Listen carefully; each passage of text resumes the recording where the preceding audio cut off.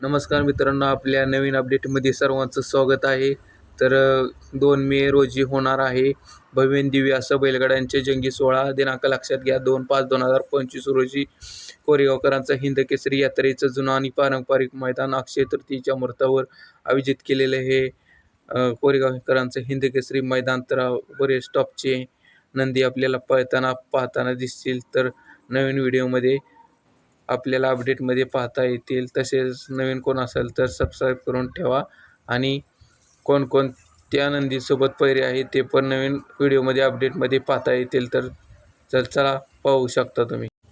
तर मित्रांनो, कोरेगाव हिंद केसरी मैदानात छत्रपती संभाजीनगरकरांच्या लखनचा पैरा कारवणकरांच्या चिक्यासोबत पैरा असू शकतो, कारण जाईल त्या मैदानात हे फायनलचे गुलालाचे मानकरी आहेत.